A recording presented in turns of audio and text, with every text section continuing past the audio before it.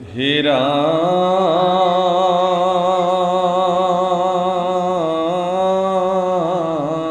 ৰাম জগতৰ কৰ্তা হৰ্তা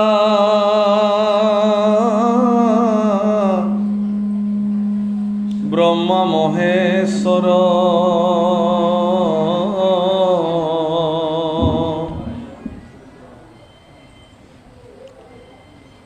ও যাহাৰ অধীন দুয়ু দেব নিৰন্তৰ ৰাম হেন ভগবন্তক শুনিলা মহাশয় আৰু আছে নৃপতি তোমাৰ মৃত্যু ভয়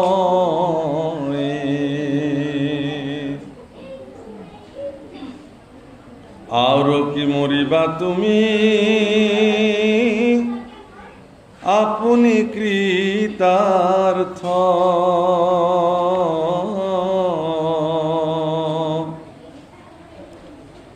শুনিলাহা ভাগৱত কথা পৰমাৰ্থ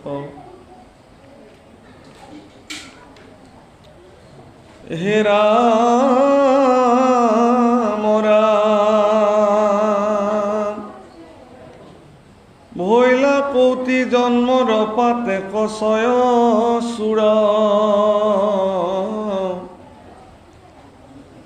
মৰুহেন মনৰ অজ্ঞান কৰা দূৰ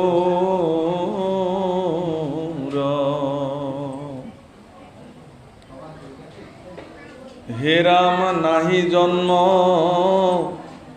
পূৰ্বতয় দাপি নোহা জাত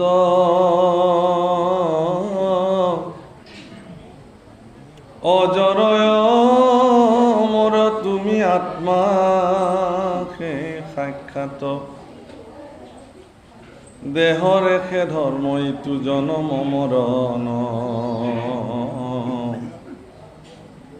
দেহতে সে হন্তে হুৱে দেহ উতপন্ন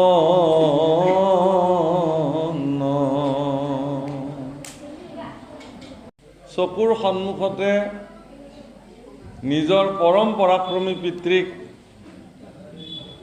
উদৰ ফালি নাৰী ভুৰি উলিয়াই নিধন কৰা দৃশ্য দেখাৰ পিছতো প্ৰহ্লাদ কিন্তু কিঞ্চিত মানুহ বিচলিত হোৱা নাছিল। এইটো এটা পৃথিৱীৰ ডাঙৰ কিঞ্চিত মানুহ বিচলিত নোহোৱা প্ৰহ্লাদে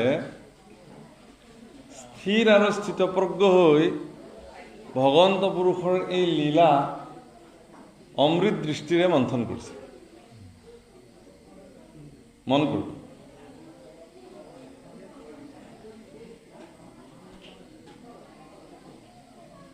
আৰু সেই প্ৰহ্লাদে ব্ৰহ্মাৰ আজ্ঞা লৈ ভগৱন্ত পুৰুষৰ সেই বিৰাট ভয়ংকৰ ৰূপটো সম্বৰণ কৰিবৰ কাৰণে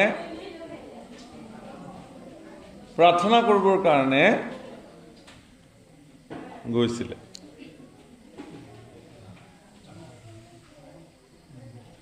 ইয়াৰ আগতে অন্যান্য দেৱতাসকলকো ব্ৰহ্মাই প্ৰেৰণ কৰিছিলে, কিন্তু নৰসিংহৰ বিৰাট স্বৰূপ আৰু ভয়ংকৰ গোজৰণি শুনি কোনো দেৱতাই তুমি এইটো ৰূপ সম্বৰণ কৰা বুলি ক'বলৈ সাহস কৰা নাছিল। এনেকি ভগৱন্ত পুৰুষৰ প্ৰিয় জায়া লক্ষ্মীও গৈ আধাৰ পৰা উভতি আহিছে।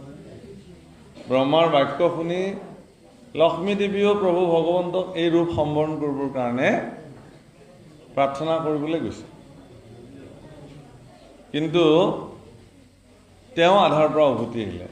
ব্ৰহ্মাক ক'লে যে এইজন মোৰ স্বামী নহয়, মোৰ স্বামী ইমান ভয়ংকৰ নহয়, মোৰ স্বামী পৰম সুন্দৰ, যাৰ চৰণ মই সৰ্বদা জান্তিপ কৰি থাকোঁ।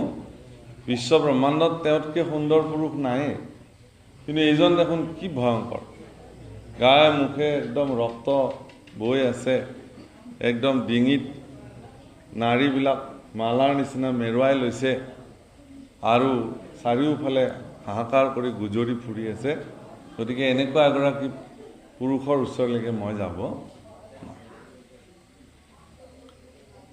ব্ৰহ্মাৰ বচন সাদৰি প্ৰহ্লাদে ধীৰে ধীৰে গৈলা চলি। ধীৰে ধীৰে প্ৰহ্লাদ গৈছে। যোৱাচোন প্ৰহ্লাদ। ব্ৰহ্মাই চিন্তা কৰিলে যে এই ৰূপটো সম্বৰণ কৰাবৰ কাৰণে একমাত্ৰ প্ৰহ্লাদকে নিয়োগ কৰিব লাগিব। ব্ৰহ্মাৰ সিদ্ধান্ত সঠিক আছিল আৰু প্ৰহ্লাদে ধীৰে ধীৰে গুচি গ'ল। ৫ বৰিষৰ ছোৱাল, ৫ বছৰীয়া ল'ৰা। মনত ৰাখিব, মই এইকাৰণে কৈছোঁ যে এখন গাঁৱত এটা বৰনামঘৰ প্ৰতিষ্ঠিত হৈ থাকিলে নহ'ব। সেই বৰনামঘৰটোত চলি থকা অনুষ্ঠানে যে অঞ্চলবাসী ৰাইজক ক্ৰীড়াশীল কৰিছে তাৰ প্ৰমাণ অনুষ্ঠানসমূহত ওলাই পৰে।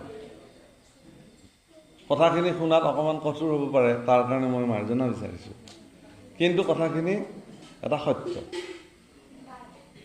যে আমি আমাৰ ল'ৰা ছোৱালীবিলাকক যিখিনি নৈতিক সংস্কাৰ, য'ত যিখিনি বিশ্ববিদ্যালয়ত দিয়া নাযায়, স্কুলত দিয়া নাযায়, ক'তো কিনিবলৈও নাপায়, সেইখন বিশ্ববিদ্যালয় কিন্তু মহাপুৰুষে এইখন বিশ্ববিদ্যালয় নিৰ্মাণ কৰি থৈ গ'ল, নামঘৰৰ মজিয়া।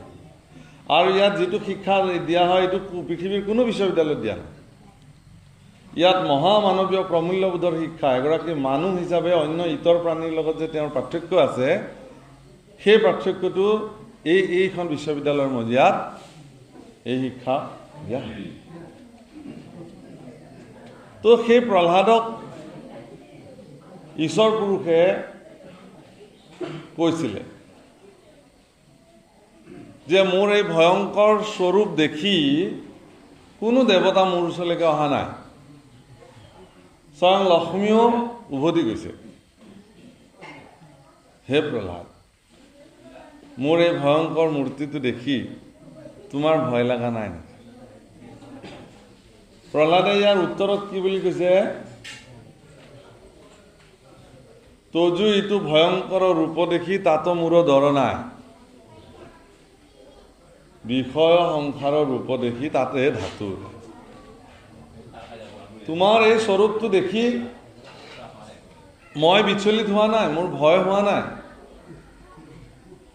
তাতকে ভয় লাগে প্ৰভু মোৰ সংসাৰৰ বিষয়ে যিটো স্বৰূপ। মোৰ মহাপুৰুষে কৃপালু গুৰুজনাই কীৰ্তনত প্ৰহ্লাদ চৰিত্ৰত এই বুলি অত্যন্ত সংক্ষিপ্ততে প্ৰহ্লাদৰ এই বাণীষাৰ, অত্যন্ত গভীৰ বাণীষাৰ উল্লেখ কৰিছে, ভাগৱততো কৰিছে। কিন্তু সংস্কৃত ভাগৱতত ইয়াৰ এক বিস্তৃত প্ৰাৰ্থনা আছে। প্ৰহ্লাদে ভগৱানক বিস্তৃত শ্লোক কিছুমানেৰে প্ৰাৰ্থনা, আৰু তাত প্ৰহ্লাদে ঈশ্বৰ পুৰুষক কৈছে যে হে প্ৰভু, এই যে আমাৰ যিবিলাক বিষয় সম্বন্ধত মোহ, বস্তুৰ প্ৰতি মোহ, টকাৰ প্ৰতি মোহ, পত্নীৰ প্ৰতি মোহ, ল'ৰা ছোৱালীৰ প্ৰতি মোহ, ঘৰ দুৱাৰ, মাটি বাৰী, স্থাৱৰ অস্থাৱৰ সম্পত্তিৰ প্ৰতি আমাৰ যিটো মোহ, যিটো টান, সেই মোহটোৱে আমাক চিৰদিন বান্ধি ৰাখে। কেনেকৈ বান্ধি ৰাখে? যাতে সেই বন্ধন ছিন্ন কৰি তোমাৰ ওচৰলৈকে আমি যাব নোৱাৰোঁ। প্ৰহ্লাদে প্ৰশ্ন এটা উত্থাপন কৰিছে সংস্কৃত ভাগৱতত, খুব ধুনীয়া, যিটো প্ৰশ্ন মহাপুৰুষে ইয়াত খুব সংক্ষিপ্তে উল্লেখ কৰিছে। উত্তৰ প্ৰহ্লাদে কৈছে যে যিবোৰ বস্তুৰ প্ৰতি মানুহৰ মোহ জন্মে সেই বস্তুবিলাক কিন্তু জড়, কিন্তু মানুহজন আকৌ চৈতন্য। গতিকে চেতন মনুষ্য এটাক এই জড় বস্তুবিলাকে কেনেকৈ বান্ধি ৰাখিব পাৰে? সেইটো প্ৰশ্ন প্ৰহ্লাদে কৰিছে। হে প্ৰভু, চৈতন্য মনুষ্য এজনক, চেতন মনুষ্য এজনৰ সকলো বিবেক বিবেচনা বুদ্ধি সকলো থকাৰ পিছত যে এই চেতন মনুষ্যসকলক এই জড় পদাৰ্থবিলাকে কেনেকৈ তাৰমানে বন্দী কৰি ৰাখে, তাৰ উত্তৰত কি বুলি কৈছে যে চেতন মনুষ্যসকলৰ জড় বস্তুবিলাকৰ প্ৰতি থকা আকৰ্ষণ এইটোৱে তাৰ মূল কাৰণ।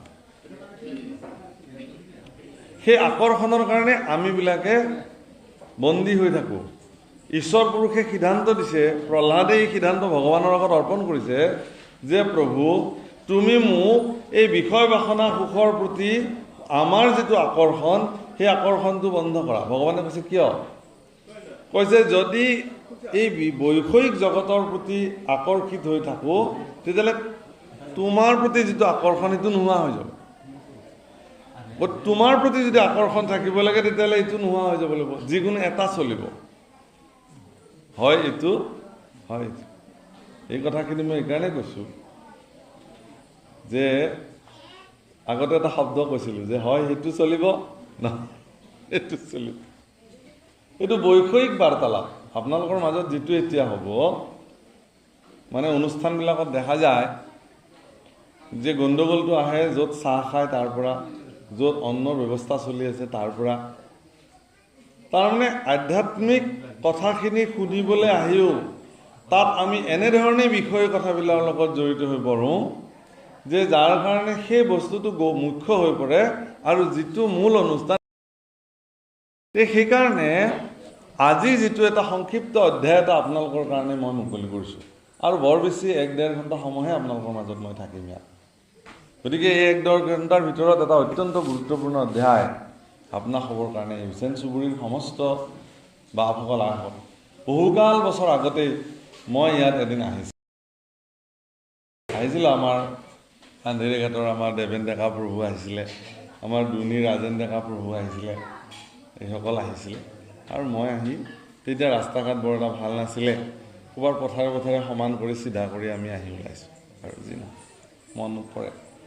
আৰু আজি বহুদিনৰ মূৰত আপোনাসৱৰ দৰে সজ্জনসকলৰ চৰণ দৰ্শন কৰিবলৈ পাই ধন্য হৈছোঁ। গতিকে আপোনাসৱৰ দৰে সজ্জন পুৰুষসকলৰ চৰণৰ ধূলি আমি শিৰত অভিষেক কৰিছোঁ। কোটি কোটি প্ৰণাম জনাই পৰীক্ষিতৰ ব্ৰহ্মজ্ঞান প্ৰাপ্তি এই অধ্যায় সংক্ষিপ্ত অধ্যায় নাশৰ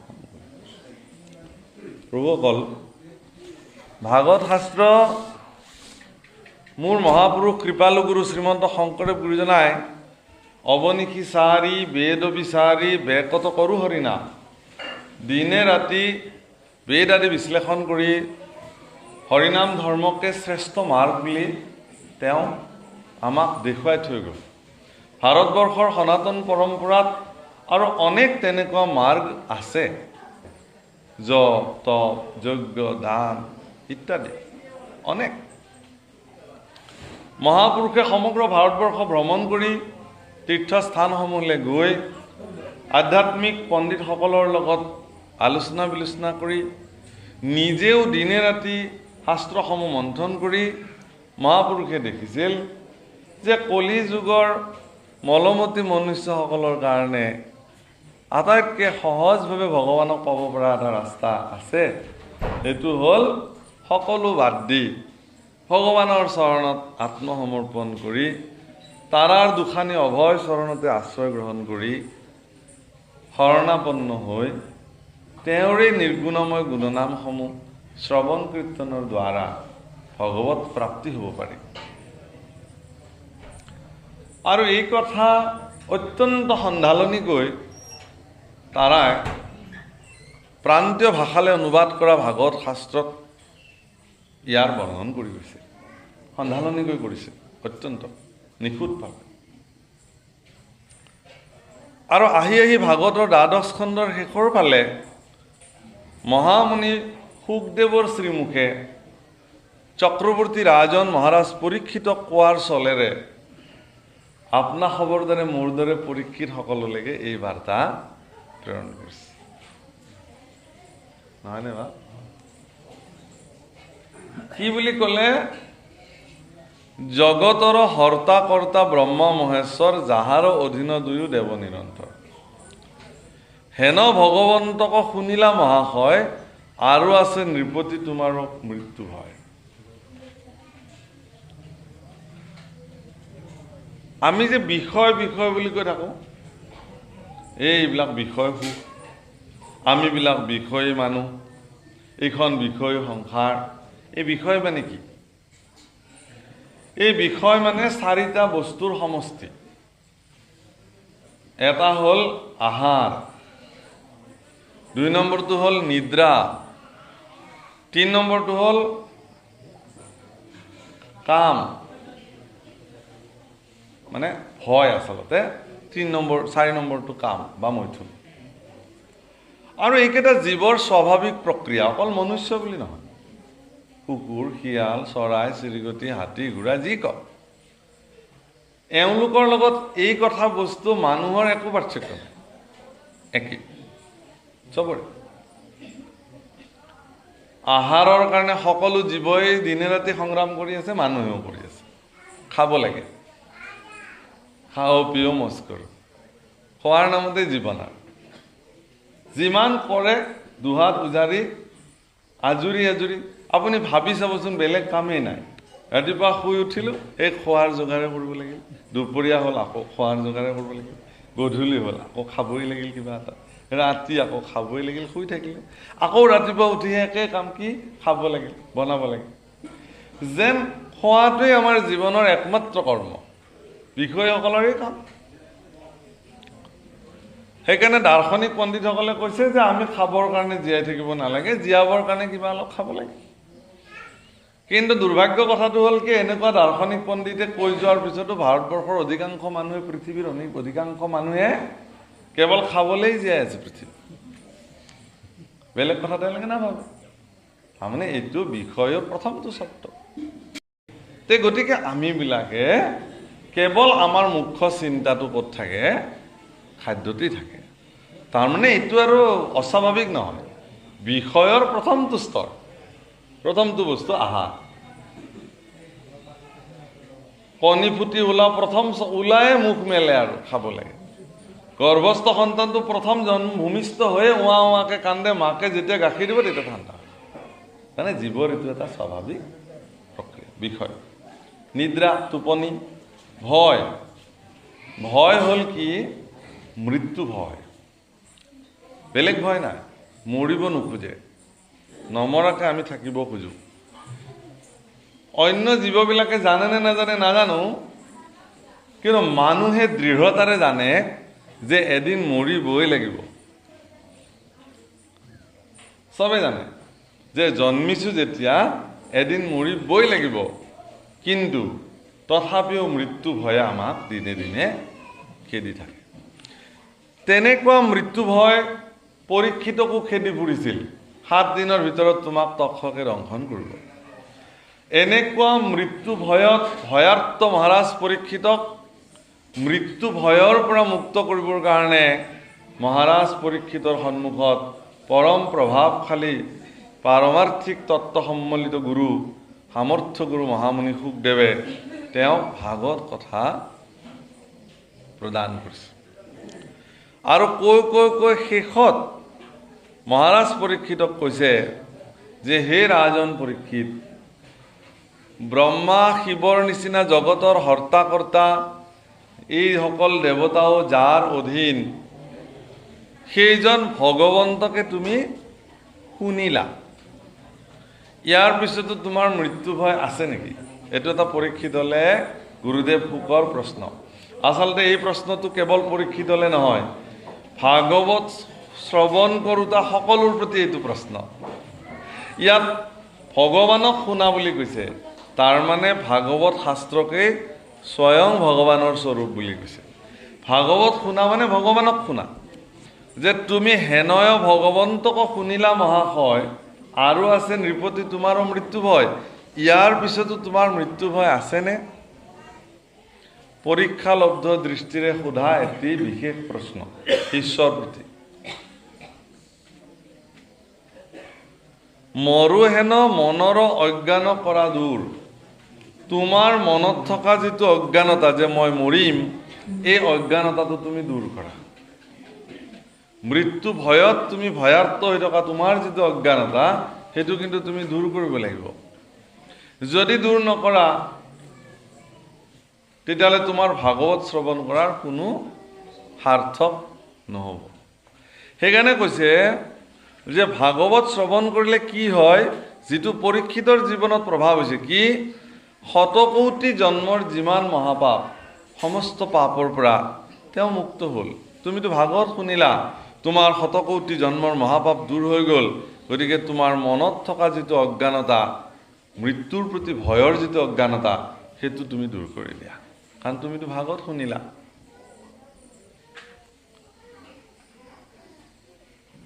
আকৌ দৃঢ় হ'বৰ কাৰণে পৰীক্ষিতক কি বুলি কৈছে? নাহি জন্ম পূৰ্বত অদ্যাপি নোহা জাত অজৰ অমৰ তুমি আত্মাকে সাক্ষাৎ। দেহৰহে ধৰ্ম এইটো জনম মৰণ, দেহতেহে হোৱে দেহ উত্তপন। এই যে জন্ম মৃত্যু এইবিলাক দেহৰ হয়, শৰীৰৰ হয়, আত্মাৰ নহয়। তুমিতো স্বৰূপ আত্মাৰ, সাক্ষাৎ আত্মা তুমি। যদি তুমি আত্মা, তেতিয়াহ'লে তোমাৰ জন্ম কেতিয়াও হোৱা নাই আৰু মৃত্যু নহয়। কিন্তু শৰীৰৰ জন্ম হয়, কাৰণ শৰীৰৰ পৰাই শৰীৰৰ উৎপন্ন হয়। গতিকে সেই শৰীৰৰ এদিন বিনাশ হয়। এতিয়া প্ৰশ্ন হ'ল কি, পৰীক্ষিতক দুটা দিশত কথাখিনি কৈছে যে তুমি যদি নিজকে শৰীৰ বুলি ভাবা, তেতিয়াহ'লে তোমাৰ মৃত্যু হ'ব, জন্মও হ'ব। আৰু যদি তুমি তোমাক শৰীৰ বুলি নাভাবি তুমি তোমাক আত্মা বুলি তুমি ভাবা, তেতিয়াহ'লে তোমাৰ কিন্তু মৃত্যু নহয়। যিহেতু তোমাৰ মৃত্যু নহয়, গতিকে মৃত্যু ভয় তোমাৰ তাতে থকাটোৰ কোনো জৰুৰী নাই। প্ৰভুসকল, ভাৰতবৰ্ষত যোগ বুলি এটা বস্তু আছে। সেই যোগ দৰ্শনত এটা কথা কৈছে কি বুলি, যে আমাৰ যিবিলাক ইন্দ্ৰিয়, শৰীৰত যিবোৰ ইন্দ্ৰিয়ৰ দ্বাৰা এটা শৰীৰ গঠন হৈছে, সেই ইন্দ্ৰিয়বিলাক বহিৰ্মুখী সদায়। বহুত ডাঙৰ কথা। ইন্দ্ৰিয়বিলাক বহিৰ্মুখী কাৰণে তেওঁলোকে কেৱল বহিৰ জগতখন দৰ্শন কৰে। আৰু বহিৰ জগতখন যিহেতু তিল তিলকে স্খলন হৈ থাকে, তাকে দেখি ইন্দ্ৰিয়বিলাক ভয়াৰ্ত হৈ থাকে, তেওঁলোকৰো স্খলন হ'ব বুলি। সেইকাৰণে কৈছে যে যোগঃ কৰ্ম সুকৌশলম চিত্তবৃত্তি নিৰোধ, যে ই চিত্তবৃত্তিক নিৰোধ কৰিব পৰা এটা সুকৰ্ম, কৌশলী কৰ্ম। সেইকাৰণে মহাপুৰুষ মাধৱদেৱে শৰীৰৰ ইন্দ্ৰিয়সমূহক গুৰুত্ব নিদি পেলাই কি বুলি প্ৰাৰ্থনা কৰিছে? তুমি চিত্তবৃত্তি মূৰ প্ৰৱৰ্তক নাৰায়ণ, তুমি নাথ মই নাথবন্ত। হে স্বামী, হে ভগৱন্ত পুৰুষ, তুমি যিহেতু মোৰ স্বামী, মই যিহেতু তোমাৰ দাস, এতেকে মোৰ চিত্তৰ যিসমূহ বৃত্তি, অৰ্থাৎ চিত্তৰ বৃত্তিৰ দ্বাৰা গোটেই ইন্দ্ৰিয়ৰ প্ৰবৃত্তিসমূহ পৰিচালিত হয়। গতিকে তুমি আজিৰ পৰা মোৰ চিত্তৰ প্ৰবৃত্তিটোক তুমি পৰিচালনা কৰা, তেতিয়া মোৰ যিমান শৰীৰৰ ইন্দ্ৰিয় আছে তেওঁলোক অন্তৰ্মুখী হ'ব। আৰু অন্তৰ্মুখী হ'লে তেওঁ আত্মামুখী হ'ব। তেতিয়া তেওঁ পৰীক্ষিতক যে দুটা দিশ দেখুৱাইছে, যে তুমি শৰীৰমুখী নে অন্তৰ্মুখী, তুমি বহিৰ্মুখী নে অন্তৰ্মুখী। যদি তুমি বহিৰ্মুখী হৈ থাকা, তেতিয়াহ'লে তোমাৰ মৃত্যু ভয় আহিব। আৰু যদি তুমি অন্তৰ্মুখী হোৱা, তেতিয়াহ'লে তোমাৰ এই মৃত্যু ভয় নাহে। আৰু ভাগৱতৰ ব্ৰহ্মজ্ঞান এইটোৱেই আটাইতকৈ শ্ৰেষ্ঠ জ্ঞান। প্ৰভুসকল, যিবিলাক ব্যক্তিয়ে ভিতৰটোক সজাই পেলাই তেওঁ বাহিৰৰ মানে শৰীৰটোক নসজালেও তেওঁ ধুনীয়া হৈ যায়, যিবিলাক ব্যক্তিয়ে কেৱল ইন্দ্ৰিয় সুখকে জীৱনৰ শ্ৰেষ্ঠ সুখ বুলি মান্য কৰে, তেওঁলোকে বাহিৰৰ জগতখনক ধুনীয়াকৈ সজাই ৰাখিব খোজে আৰু তেওঁলোকৰ সৌন্দৰ্যটোক তেনেকৈ তেওঁলোকে অটুট ৰাখিব খোজে। কিন্তু সময়ৰ ইমান নিষ্ঠুৰ প্ৰভাৱ যে যিখন গালত মই মেকআপ কৰিছিলোঁ, সেই গালখন এতিয়া এনেকুৱা বয়সৰ প্ৰভাৱ পৰি যায়, তাত মেকআপ লগালেও সি মেকআপ নালাগা অৱস্থা হৈ যায় এটা সময়। লাগিব জানো? তেতিয়া শৰীৰটোৱে নিজে ক'ব যে মোক আৰু মেকআপ দিব নালাগে দে, আৰু কাৰণ এতিয়া আৰু নালাগে, খুতুৰা পৰি যাব যেতিয়া। কিন্তু যিবিলাক অন্তৰ্মুখী ব্যক্তি, সৰুকালৰ পৰাই তেওঁলোকে ভিতৰৰ মানুহজনক সৎ গুণৰ দ্বাৰা সজাবৰ কাৰণে যত্ন কৰে, তেওঁলোক কুন্ধচ কুৎসিত বৃদ্ধই ছাল খতৰা চুলি বগা পৰি গ'লেও তেওঁলোকৰ প্ৰতি মানুহৰ বিশেষ আকৰ্ষণ থাকে আৰু তেওঁলোকক যেনেকৈ নাথাকক কিয় তেওঁলোকক মানুহে ধুনীয়া দেখে কাৰণ তেওঁৰ ব্যক্তিত্বই তেওঁক সুন্দৰ কৰি ৰাখে তেতিয়া মানুহে তেওঁৰ শৰীৰৰ বাহ্যিক সৌন্দৰ্যতাক গুৰুত্ব আৰু নিদিয়ে যদি দুজন বন্ধুৰ মাজত আত্মিক সম্পৰ্ক হৈ বন্ধুত্ব হৈছে সেই সম্পৰ্কটো চিৰস্থায়ী হ'ব গুৰু আৰু শিষ্যৰ মাজত যদি আত্মিক সম্পৰ্ক হৈ পেলাই যদি তেওঁলোকৰ মাজত সম্পৰ্ক হৈছে তেলে সেই গুৰু শিষ্যৰ সম্পৰ্ক চিৰদিন অটুট থাকিব পতি আৰু পত্নী যদি আত্মিক সম্পৰ্কৰে আত্মিক সৌন্দৰ্যৰ প্ৰতি আকৰ্ষিত হৈ পৰস্পৰে দুজন পতি পত্নী হৈছে তেতিয়ালে তেওঁলোকৰ মানে অটুট থাকিব উৰিষ্যাৰ ফালে এখন দেশ এখন ৰাজ্য আছে তাত এজন ৰজা আছিলে এটা ললিতপুৰ বুলি কয় জেগাটো এতিয়া সেই ৰাণীগৰাকী ললিতাৰ নামেৰে ললিতপুৰ হৈছে পিছত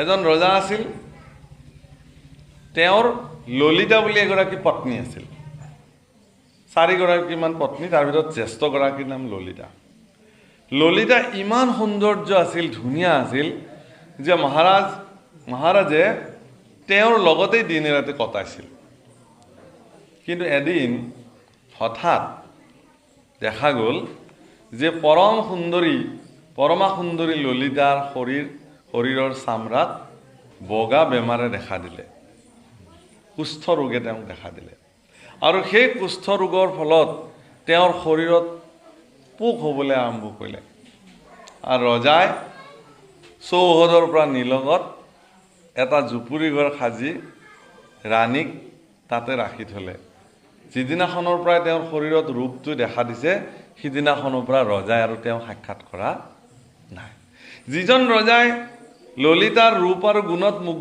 ৰূপত মুগ্ধ হৈ দিনে ৰাতি তেওঁৰ লগত কটাইছিল সেই ৰজাই এতিয়া ৰাণী ললিতা চকুৰে কেৰাহীকেও নাচায় গতিকে তেওঁৰ আত্মত আঘাত লাগিলে আৰু কিমান দিন তেওঁ এনেকৈ অৱহেলিত হৈ থাকিব দিনে দিনে তেওঁৰ স্বাস্থ্য ভাঙি গৈছে এদিন তেওঁ কি কৰিলে অৰণ্যৰ কাষতে থকা এখন অৰণ্যলৈ গৈ তাত আত্মহত্যা কৰাৰ সিদ্ধান্ত ল'লে সেই অৰণ্যত থকা এটা কুৱাত চাপ মাৰি পেলাই কিন্তু সেই কুৱাটোৰ আশে পাশে সেই অৰণ্যত অনেক ঋষিসকলে সাধনা কৰি থাকিছিল এগৰাকী সাধক ঋষিয়ে দেখিলে যে তুমি কোন ৰবা ৰৈ দিলে কি কৰিবা যে মই ইয়াত আত্মহত্যা কৰিম কিয় কৈছে যে তুমি আত্মহত্যা কৰিবলৈ জাগা বিচাৰি নাপালা নেকি সেইটো কুৱাৰে পানী খাই আমি গোটেই ঋষিবিলাকে ইয়াত জীয়াই আছো গতিকে তুমি মৰা যদি ক'ত বেলেগত মৰা এইটোত নমৰিবা তুমি মৰিলেও কি আমাৰ ক'ব লগা নাই সেইটো তোমাৰ কথা কিন্তু তুমি তাত মৰিব নোৱাৰা কাৰণ সেইটোৰ কুৱাৰ পানী আমি খাওঁ আৰু তেতিয়া তেওঁ ক'লে যে নাই মই মৰিলে ইয়াতে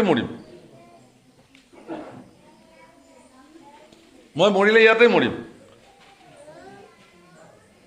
আপোনালোকে মোক যদি ভাল কৰে কৰক নহ'লে মই ইয়াতে মৰিম তেতিয়া ঋষিগৰাকীয়ে ক'লে যে তোমাক ভাল কৰি দিম কিন্তু তুমি তোমাৰ এই শৰীৰটো ৰামৰ সেৱাত উৎসৰ্গা কৰিব লাগিব আজিৰ পৰা বিষয়সকলে আৰু উভতি যাব নোৱাৰিবা মই সংকল্প ল'লোঁ কৈছে যিটো কুৱাত তুমি মৰিবলৈ ওলাইছা সেই কুৱাৰ পৰা এবাল্টিং পানী গাত ঢালি দিয়া এবাল্টি পানী তুলি গাত ঢালি দিলে আৰু এক মুহূৰ্তত তেওঁ আগৰ নিচিনা পৰমা সুন্দৰী হৈ গ'ল তেতিয়া কৈছে মই আজিৰ পৰা ইয়াতে থাকিম ঋষিয়ে কৈছে নাই ইয়াততো থাকিব নোৱাৰিবা তুমি ৰাজকাৰেঙলৈ উভতি যোৱা কিন্তু ৰাজকাৰেঙত থাকিও তুমি ৰাজকীয় সুখ স্বাচ্ছন্দ্যত জীৱন কটাব নোৱাৰিবা তাত থাকিও তুমি তোমাৰ সাধক জীৱন কেৱল ঈশ্বৰৰ সেৱাত সমৰ্পিত জীৱন তুমি কটাব লাগিব যোৱা গুচি আহিলে পিছদিনা মানুহে তেওঁক দেখি হাইৰাণ হাৰে ইমান ধুনীয়া কেনেকৈ হৈ গ'ল আগতকৈ আৰু ধুনীয়া হৈ গ'ল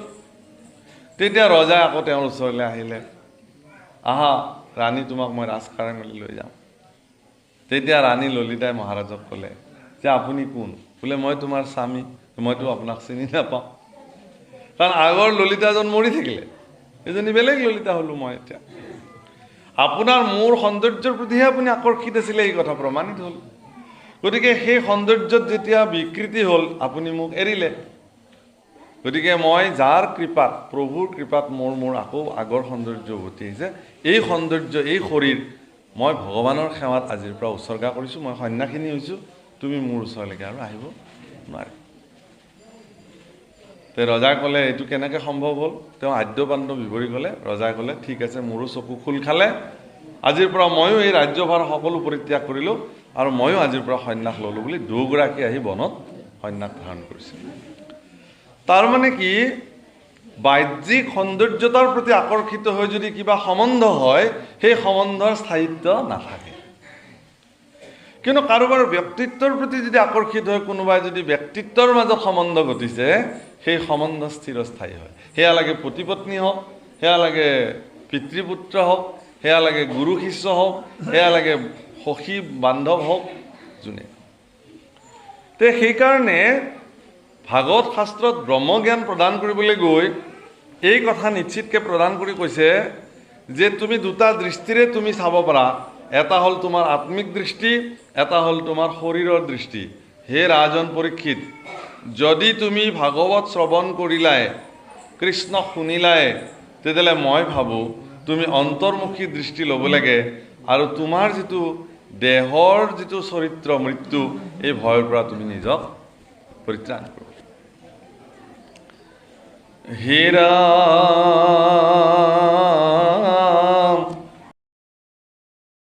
ৰাম দেহতে আশা মাত্ৰ তুমি দেহহীন, যেন অগ্নি থাকন্তে কাষ্ঠটো কৰি ভিন্ন। হে ৰাম যেন ঘট ভাঙি গ'লে ঘটৰ আকাশ,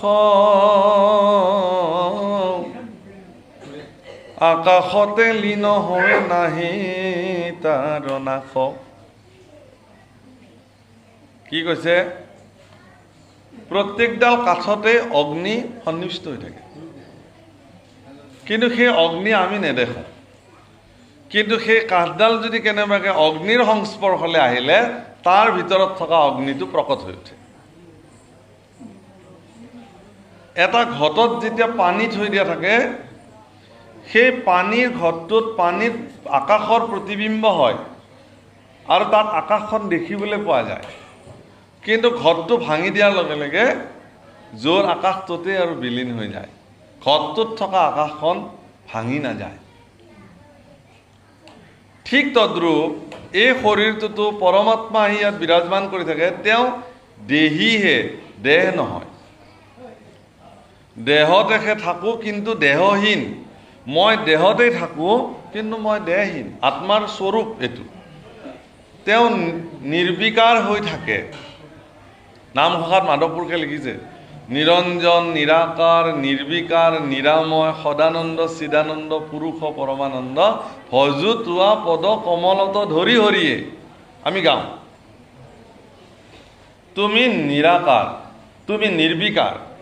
তো নিৰ্বিকাৰ মানে শৰীৰত, মানে এজন ব্যক্তি যদি ইয়াত বহি আছে, কিন্তু ইয়াত এতিয়া মই নিৰ্বিকাৰ নহয়, সেইকাৰণে ইয়াত গণ্ডগোল হোৱাৰ কাৰণে মই বন্ধ কৰিবলৈ কৈছোঁ। মই নিৰ্বিকাৰ নহয়। যদি মই নিৰ্বিকাৰ হ'লোহেঁতেন, তেতিয়াহ'লে ইয়াত গণ্ডগোল কৰি থাকক, যি কৰি থাকক, মোৰ একো ক'ব লগা নাই। আৰু মই ইয়াত ভাগৱতো নপঢ়িলে, আপোনালোকক বুজাবলৈও মই যত্ন নকৰিলেহেঁতেন। কাৰণ নিৰ্বিকাৰ সত্তাই কাৰোবাক বুজনি দিয়াৰ অপচেষ্টা তেওঁ নকৰে। মই অপচেষ্টা বুলি কৈছোঁ। বুজনি দিয়াৰ অপচেষ্টা এজন নিৰ্বিকাৰ সত্তাই নকৰে। আপোনাৰ ভিতৰত বহি থকা নিৰ্বিকাৰ ভগৱন্ত পুৰুষে আপোনাৰ দ্বাৰা অপকৰ্ম ঘটিলেও আপোনাৰ ভিতৰত থকা নিৰ্বিকাৰ আত্মাই কেতিয়াও আপোনাক বাধা নিদিয়ে। আৰু আপুনি বহুত সৎকৰ্ম সাধন কৰিলেও আপোনাৰ ভিতৰত থকা নিৰ্বিকাৰ আত্মাই কেতিয়াও আপোনাক ভুৰি ভুৰি প্ৰশংসা নকৰে, বা তুমি ভাল কাম কৰিছা,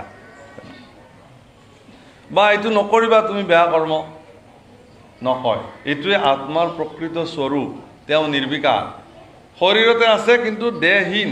দেহতে আছোঁ, মোৰ এটাই কাম যে মই যিমান দিনলৈকে থাকিম এই শৰীৰটোক মই শ্ৰীযুক্ত কৰি ৰাখিম, আৰু যিদিনাখনে মই ইয়াৰ পৰা গুচি যাম, জীৰ্ণানি শৰীৰানি, শৰীৰটো যিদিনাখন জীৰ্ণ হৈ যাব, মই থাকিব নোৱাৰা অৱস্থা যিদিনাখন হ'ব, সেইদিনাখন মই এৰি দিম।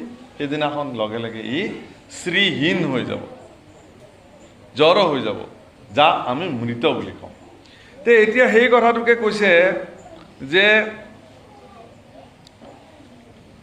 ঘটৰ ভিতৰত থকা আমি দেখি থকা আকাশখন সেইটো আকাশৰ প্ৰতিবিম্বহে, সি আকাশ নহয়। ঠিক তেনেকৈ মন দাপোনত আত্মাৰ যিটো প্ৰতিবিম্ব সেইটোকেই জীৱ বোলে। সেই জীৱই শৰীৰৰ সুখ দুখ সকলো ভোগ কৰি থাকে, কিন্তু আত্মাই নকৰে। সেইকাৰণে কৈছে এক বৃক্ষে দুই পক্ষী। দুটা পক্ষী থাকে, এটাই দিনে ৰাতি খাই থাকে, চব ভোগ কৰি থাকে, আৰু সি কিন্তু দিনে দিনে শুকাই খিনাই গৈ থাকে। আৰু এজনে কিন্তু একো ভোগ নকৰে, কিন্তু তেওঁ যেনেকুৱা সেনেকৈ থাকে। তো জীৱ আৰু আত্মা। তো গতিকে যিদিনাখন আত্মা গুচি যাব, শৰীৰটো ভংগ হৈ যাব। ঘট মানেতো এইটো শৰীৰটোকে ঘট বুলি কৈছে। ঘটটো যিদিনাখন ভংগ হৈ যাব, পঞ্চভৌতিক শৰীৰ কাষ্ঠ শৰীৰৰ লগত বিলীন কৰি যিদিনাখন পুৰি ছাই কৰি দিয়া হ'ব, তেওঁ সি তাৰ আগে আগে ওলাই গৈছে। এই কথাবিলাক পৰীক্ষিতক কিয় কোৱা হৈছে, কি প্ৰয়োজন? এইকাৰণে কোৱা হৈছে যে মহাৰাজ পৰীক্ষিতে এটা প্ৰশ্ন কৰিছিলে। যেতিয়া পৰীক্ষিতে গম পালে যে তেওঁ কৰা অপকৰ্মৰ কাৰণে শৃংগী মুনিয়ে তেওঁক অভিশাপ দিছে, আৰু সেই অভিশাপত 7 দিনৰ ভিতৰত তেওঁক তক্ষকে দংশন কৰিব, মহাৰাজ পৰীক্ষিতে চিন্তা কৰিলে যে মোৰ জীৱনটো যিহেতু এটা সীমাবদ্ধতা টাৰ্গেট মই পাই গ'লোঁ যে 7 দিনৰ ভিতৰত মোৰ মৃত্যু হ'ব, এতেকে এই 7 দিনৰ ভিতৰত মনুষ্য জীৱনৰ শ্ৰেষ্ঠ কৰ্ম কি সেইটো মই সাধন কৰিব লাগিব। কাৰণ মই যদি সেই কৰ্মটো নকৰোঁ, তেতিয়াহ'লে মই মনুষ্য জন্ম প্ৰাপ্তিৰ কোনো ফল নহ'ব। ধন জন ঐশ্বৰ্য বিভূতি পুত্ৰ ভাৰ্যা সকলো মই লাভ কৰিলোঁ মোৰ জীৱনত, কিন্তু এনে কি বস্তু মোৰ জীৱনত প্ৰাপ্তি হ'বলৈ থাকিল যিটো মনুষ্য জীৱনত প্ৰাপ্তিৰ অবিচ্ছেদ্য অংগ, পাবই লাগিব। যদি নাপায় মনুষ্য জন্মৰ সাৰ্থক নাথাকে। গতিকে এই কথা জানিবৰ কাৰণে মহাৰাজ পৰীক্ষিতে তেওঁৰ যি শক্তি, তেওঁৰ যি সামৰ্থ্য, তেওঁৰ যি ৰাজকীয় আভৰণ, ৰাজকীয় যি ক্ষমতা সকলো পৰিত্যাগ কৰি, তেওঁৰ পুত্ৰ জন্মেজয়ৰ হাতত সকলো প্ৰদান কৰি, তেওঁ ৰাজকীয় অলংকাৰ পৰ্যন্ত খুলি থৈ বাকলি বসন পিন্ধি তেওঁ গংগাৰ তীৰত আহি পেলাই মননশীল দৃষ্টিভংগীৰে এই কথা চিন্তা কৰিবৰ কাৰণে বহিলে। মহাৰাজ পৰীক্ষিতৰ এনে অৱস্থা দেখি সেই সময়ৰ সমস্ত ঋষিসকলে তেওঁক সৌজন্যতামূলক সাক্ষাৎ কৰিবৰ কাৰণে গংগাৰ তীৰলৈকে আহিছে। আৰু সকলো সজ্জন বেদজ্ঞ ঋষিসকলক একেলগে পাই মহাৰাজ পৰীক্ষিতৰ চিন্তাটো সকলোকে তেওঁ ভগাই দিছে যে হে গুৰুসকল, আপোনালোকতো বেদজ্ঞ, আপোনালোকতো শাস্ত্ৰজ্ঞ, আপোনালোকতো পৰম জ্ঞানৱন্ত, গতিকে আপোনালোকে মোক বুজাই দিয়ক ম্ৰিয়মানস্য কিম কাৰ্যম, মৃত্যুমুখী লোকৰ কি কাম। মইতো বৰ্তমান মৃত্যুমুখী যাত্ৰী, কোনদিনা মোক তক্ষকে দংশন কৰে কোনো নিশ্চয়তা নাই। গতিকে এই মৃত্যুৰ যাত্ৰীসকলে কি কৰ্ম সাধন কৰিব লাগে এই কথাটোত আপোনালোকে মোক বুজাই দিয়ক। আচ্ছা প্ৰভু কলাসকল, এই কথাটো মোক আপোনালোকে নিশ্চয় আপোনালোকে ক'ব। তাত যিবিলাক ঋষিক তেওঁ এই প্ৰশ্ন কৰিছিল পৰীক্ষিতে, সেই ঋষিসকল কি মৃত্যু যাত্ৰী নাছিল নেকি? তেওঁলোকো আছিলে, কিন্তু তেওঁলোক বেদজ্ঞ হোৱাৰ পিছতো মহাৰাজ পৰীক্ষিতৰ এই গভীৰ তত্ত্বজ্ঞ প্ৰশ্নটোৰ সমিধান তেওঁলোকে সঠিক অৰ্থত দিব নোৱাৰিলে। কাৰণ তেওঁলোকে ভাবিলে কি যে মহাৰাজ পৰীক্ষিতহে অভিশাপমান পাইছে, আমিতো পোৱা নাই। তেওঁহে 7 দিনৰ ভিতৰত মৰিব, আমিতো নমৰোঁ, আমাৰতো বহুত দিন আছে। গতিকে এই প্ৰশ্নটোৰ গৰজ কেৱল পৰীক্ষিতৰ। আৰু সেইকাৰণে মহাৰাজ পৰীক্ষিতে তেওঁলোকলৈ নিবেদন কৰা এই তত্ত্বযুক্ত প্ৰশ্নটোৰ তেওঁলোকে ইয়াৰ মৰ্মাৰ্থ উপলব্ধি নিজৰ জীৱনৰ ক্ষেত্ৰত প্ৰায়োগিক দিশত কৰিব নোৱাৰিলে কাৰণে তেওঁলোকে যাৰ যি মন গ'ল সেই উত্তৰ প্ৰদান কৰিলে। তুমি হোম কৰা, তুমি যজ্ঞ কৰা, তুমি দান কৰা, তুমি তীৰ্থস্নান কৰা, ই মহাপুণ্য। কৰি থাকোঁতে থাকোঁতে তোমাৰ মৃত্যু হ'লে তোমাৰ পুণ্য হ'ব, তুমি মোক্ষপ্ৰাপ্তি হ'বা, চব। প্ৰভুসকল, মোক্ষপ্ৰাপ্তিৰ যিটো কথা হৈছে এইটো আটাইতকৈ সহজ। মুক্তিৰ সাধনা কৰাটো ইমান ডাঙৰ কথা নহয়। এজন ব্যক্তি ইচ্ছা কৰিলে খুব কম সময়ৰ সাধনাতে তেওঁ মোক্ষ প্ৰাপ্তি হ'ব পাৰে। ঈশ্বৰে মুক্তি দিবৰ কাৰণে ভক্তসকলক মুক্তি দিবৰ কাৰণে একদম ৰেডি হৈ আছে, লোৱা মই দিওঁ। কিন্তু সমস্যা হ'ল তাতে যে যিবোৰ একান্ত ভক্ত তেওঁলোক আকৌ উপযাচি দিলেও সেইটো বস্তু নালাগে। আৰু যিবিলাক ভক্ত নহয় বিষয়ী লোক তেওঁলোকে আকৌ বিচাৰি আছে আমাক লাগে, তেওঁলোকৰ কাৰণে ভগৱানে নিদিয়ে। কথাটো উল্টা পুল্টা। যিজনে বিচাৰি আছে তেওঁক আকৌ নিদিয়ে, যোনে নিবিচাৰে তেওঁক আকৌ জোৰ জবস্তি দিয়ে, তেওঁ আকৌ নলয়। ঘটনাটো বেলেগ। যে মুক্তা বৌপি নিস্পৃহা, মুক্তিটো নিস্পৃহ যিটো সেই ভকতক নমোৰ অসময় মাগহ ভকতি, সেইজন পূজ্য ভক্ত যিজনে মুক্তিকো বাঞ্ছা নকৰে, নালাগে। তেতিয়াহ'লে বিৰল বস্তু কি? ভক্তি। ঈশ্বৰক ভজনা কৰাৰ সামৰ্থ্যটোৱে হ'ল জগতৰ আটাইতকৈ বিৰল বস্তু। অন্তঃকৰণে ভগৱানক বিশুদ্ধ ৰূপত ভক্তি কৰাটো, সেই ভক্তি প্ৰাপ্তি হোৱাটো বৰ জটিল। সেইকাৰণে তাৰে তুলনাত মুক্তি বহুত তুচ্ছ, বহুত তুচ্ছ, কৰোবাৰ বস্তু। মহাৰাজ পৰীক্ষিতক বুজাবলৈ যত্ন কৰিছে, কিন্তু ঋষিসকলে মহাৰাজ পৰীক্ষিতৰ উচ্চস্তৰীয় প্ৰশ্নৰ উত্তৰ নিম্নস্তৰীয় চিন্তাৰে দিলে কাৰণে পৰীক্ষিতে তাক গ্ৰহণ কৰিব নোৱাৰিলে। মহাৰাজ পৰীক্ষিতে ক'লে যে হে গুৰুসকল, আপোনালোকে দিয়া এই মাৰ্গসমূহ, আপোনালোকে দিয়া এই মাৰ্গসমূহ বেদসন্মত হয়নে নহয়? বোলে এই বেদসন্মত মাৰ্গ আমাৰ এইবিলাক। তেতিয়াহ'লে বেদ ইমানবিলাক নেকি? বেদটো ইমান নহয়, বেদটো এখনেই আচলতে, তাক চতুৰ্ভাগত ভাগ কৰা হৈছে ব্যাসদেৱে। যদি একেখনেই বেদ হয় তেতিয়াহ'লে সিদ্ধান্ত ইমান বেছি কিয়? মহাৰাজ পৰীক্ষিতৰ প্ৰশ্নটোক ঋষিসকলে বুজি পোৱা নাছিল। সেইকাৰণে ঋষিক বুজি পাবৰ কাৰণে মহাৰাজ পৰীক্ষিতে আৰু সহজভাৱে তেওঁ কৰা প্ৰশ্নটোক তিনিটা ভাগত ভাগ কৰিলে, উপপ্ৰশ্ন আনিলে। তেওঁৰ প্ৰশ্নটো কি আছিলে? ম্ৰিয়মানুষ্য কিম কাৰ্য, মৃত্যুমুখী লোকৰ কি কাম? এই প্ৰশ্নটোক ঋষিসকলক, বেদজ্ঞ ঋষিসকলক সহজ সৰলকৈ বুজি পাবৰ কাৰণে তেওঁ আকৌ তিনিটা উপপ্ৰশ্ন কৰিছে। কি কৰিছে? প্ৰথম প্ৰশ্ন কৰিছে কি? যে আপোনালোকে দেখুৱাই দিয়া মাৰ্গসমূহ অৱলম্বন কৰিলে মোৰ ঋষি সাপটো ব্যৰ্থ হ'ব নে নাই? ফাৰ্ষ্ট প্ৰশ্ন। আৰু তেওঁলোকে কি বুলি কৈছে? সকলোৱে উচ্চস্বৰে কৈছে, নাই মহাৰাজ, ই অসম্ভৱ। ব্ৰহ্ম ঋষিৰ শ্ৰীমুখে ওলোৱা বাক্য আজিলৈকে বিনাশ হোৱা নাই, ই ফলৱতী হৈছেই। গতিকে শৃংগীৰ দৰে ব্ৰহ্ম ঋষিৰ শ্ৰীমুখে ওলোৱা এই বাক্য কেতিয়াও বিফল নহয়, ই হ'বই। তে ২ নম্বৰ প্ৰশ্ন কৰিছে যে মই শুনিছোঁ যে ঠিক আছে আপোনালোকে কৈছে মোক তক্ষকে দংশন কৰক, মোৰ কোনো ক'বলগীয়া নাই। কিন্তু তক্ষকৰ দংশনত এজন ব্যক্তি চটফটকৈ মৰিব লাগে, এই বিষ যন্ত্ৰণাৰ পৰা মুক্তি পোৱাৰ উপায় আপোনালোকৰ কোনটো মাৰ্গত আছে? হোম, যজ্ঞ, তপস্যা, তীৰ্থস্নান ক'ত আছে? ঋষিসকলে কৈছে নাই, তাৰো কোনো উপায় নাই। কাৰণ তক্ষকৰ বিষ শৰীৰত প্ৰৱেশ কৰিলে শৰীৰে সেই বিষ যন্ত্ৰণা ল'বই লাগিব, ইয়াৰ আৰু কোনো পৰিত্ৰাণৰ উপায় নাই। তেতিয়া পৰীক্ষিতে কৈছে হ'ব, মই যিহেতু ক্ষত্ৰিয় গতিকে মই বিষ যন্ত্ৰণা হজম কৰিব পৰা সামৰ্থ্য ভগৱানে মোক দিছে। মোৰ শেষ প্ৰশ্নটো যে তক্ষকডাল নেদেখাকৈ মৰিব পৰা যাবনে নাই? এই ঋষিসকলৰ মাজত গণ্ডগোল লাগিল প্ৰশ্নত যে তক্ষকডাল নেদেখাকৈ মৰা আৰু দেখাকৈ মৰাৰ মাজত কি পাৰ্থক্য আছে, কি ডিফাৰেঞ্চ, কি পাৰ্থক্য?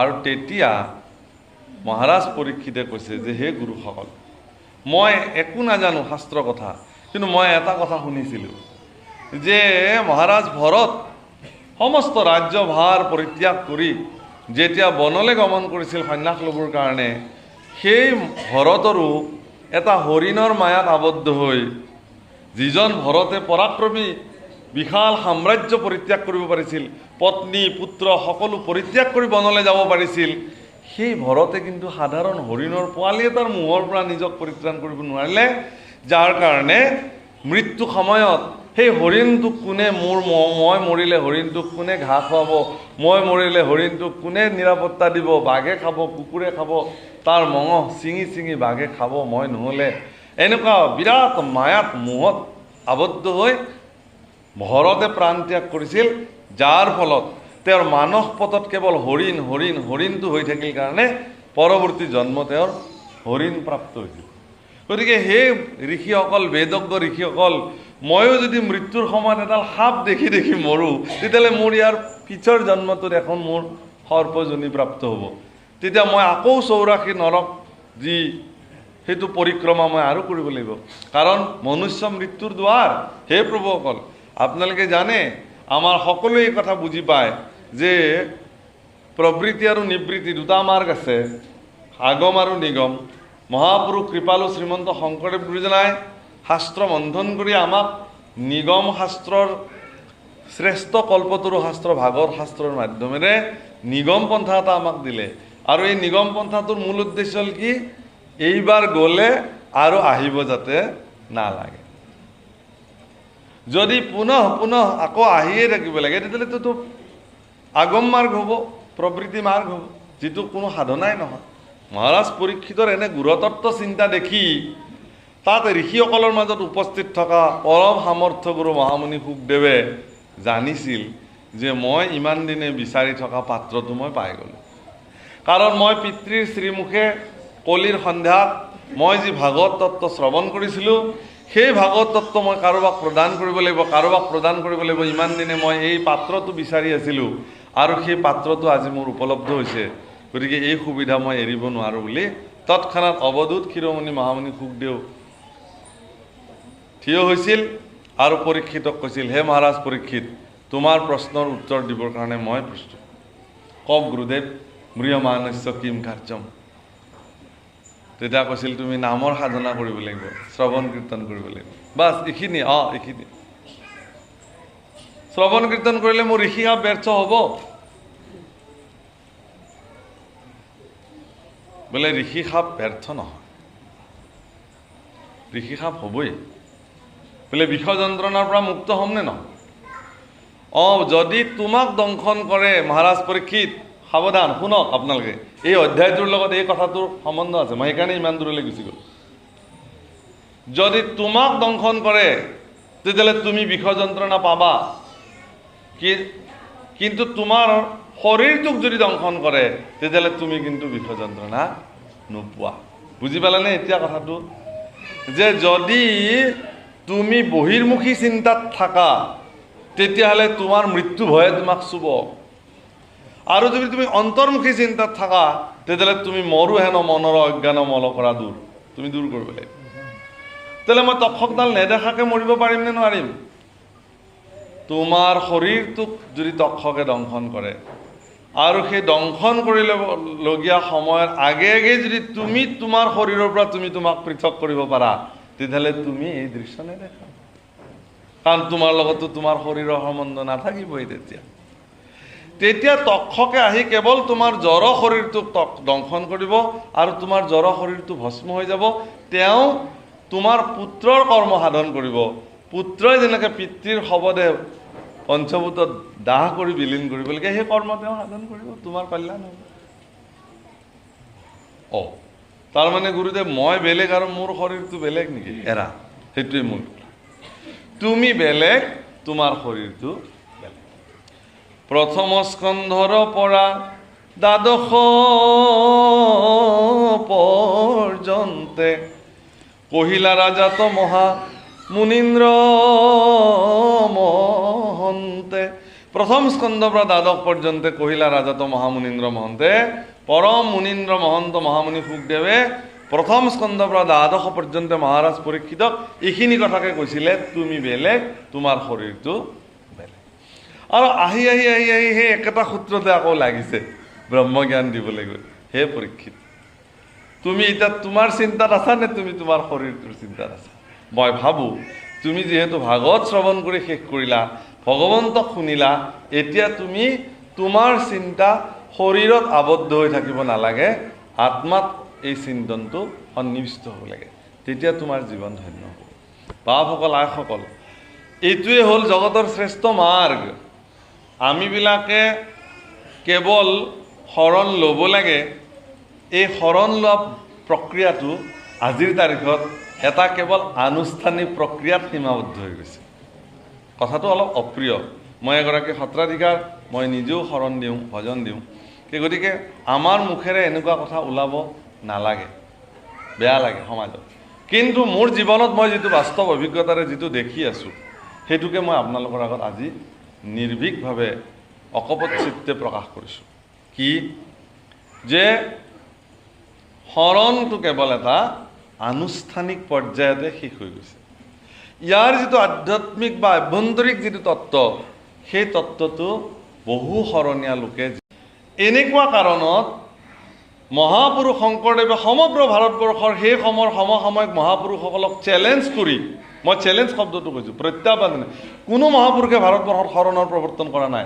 আপোনালোকে চাওক, পঞ্চদশ শতিকাত আমাৰ অধ্যয়ন কৰা মানুহ এইবিলাক আপোনালোকে আমাৰ ক'ব পাইছে কোনোবাই শৰণৰ ব্যৱস্থা কৰিছে? ভাৰতবৰ্ষত কোনো মহাপুৰুষে শৰণৰ ব্যৱস্থা কৰা নাই। তেওঁলোকে জানিছিল যে এই বস্তুটো এনেকুৱা বস্তু নহয়, কিন্তু এই গীতাৰ এই পৰম তত্ত্ব, ঈশ্বৰ পুৰুষৰ শ্ৰীমুখৰ বাণী, অৰ্জুনৰ দৰে পুৰুষক প্ৰদান কৰা শৰণৰ এই মহাতত্ত্ব মহাপুৰুষ শংকৰদেৱে ভাৰতবৰ্ষত অকলেই শৰণ নামৰ ব্যৱস্থাটোক সমস্ত নৰলোকৰ কাৰণে খুব প্ৰত্যাহ্বানমূলকভাৱে আনিলে। কিন্তু মহাপুৰুষে হয়তো ভবা নাছিল যে এদিন তেওঁ প্ৰৱৰ্তন কৰা এই শৰণ ব্যৱস্থাটো কেৱল এদিন এটা আনুষ্ঠানিক পৰ্বত মাত্ৰ সীমাবদ্ধ হৈ যাব। সেইকাৰণে এতিয়া শৰণীয়াৰ সংখ্যা বাঢ়িছে, কিন্তু আত্মিক নিপুণ শিষ্যৰ সংখ্যা কমি গৈছে। মহাপুৰুষক জানা, মহাপুৰুষক ভজা, নৈপুণ্য যিটো নৈপুণ্যতাৰে ভজিব লাগে, নিপুণভাৱে যে মহাপুৰুষক ভজিব লাগে, মহাপুৰুষক ঈশ্বৰ মানিব লাগে, শংকৰদেৱ ঈশ্বৰৰ সাক্ষাৎ অৱতাৰ এই বুলি যে মান্যতা কৰিব লাগে। আজি এনেকুৱা পণ্ডিত ওলাল আমাৰ সমাজত, তেওঁলোকে এতিয়া শংকৰদেৱক এজন সাধাৰণ মানুহৰ ৰূপত ৰাখি কেৱল যে নাই তেওঁ কেৱল ধৰ্মগুৰুত আমি সীমাবদ্ধ কৰি ৰাখিলে নহ'ব, তেওঁ সাহিত্যিক আছিল, অমুক আছিল, তমুক আছিল। পাৰিলে ধৰ্মৰ দিশটোৰ পৰা শংকৰদেৱক বাহিৰলৈ লৈ গৈ নহয়, শংকৰদেৱ কেৱল এজন ধৰ্মগুৰু আছিল। সেই ধৰ্মক প্ৰৱৰ্তন কৰিবৰ কাৰণে এগৰাকী বিচক্ষণ মহাপুৰুষ আছিল কাৰণে সাহিত্যক তেওঁ সাহিত্যৰ মাধ্যমেৰে জগতত ধৰ্ম প্ৰৱৰ্তন কৰিছিল। সংস্কৃতিৰ মাজেৰে তেওঁ ধৰ্মবস্তু জগতক প্ৰদান কৰিছিল। সেইটো তেওঁৰ কেপাচিটি আছিল। সিমান শিক্ষিত গুৰু পৃথিৱীত কিমানজন আছে? সেইকাৰণে ইয়াত মহামুনি শুকদেৱৰ দৰে এগৰাকী বিচক্ষণ আৰু পাৰদৰ্শী গুৰুৱে তাত হাজাৰ হাজাৰ ঋষিসকলৰ মাজত কেৱল পৰীক্ষিতক টাৰ্গেট কৰি লৈছিল। ইমান সহজে পৰীক্ষিতক এৰি নিদিয়ে গুৰুদেৱ। পৰীক্ষা দৃষ্টিৰে হ'লেও পৰীক্ষিতে তেওঁৰ কথাখিনি বুজি পালেনে নাই বাৰে বাৰে পৰীক্ষা কৰিছে।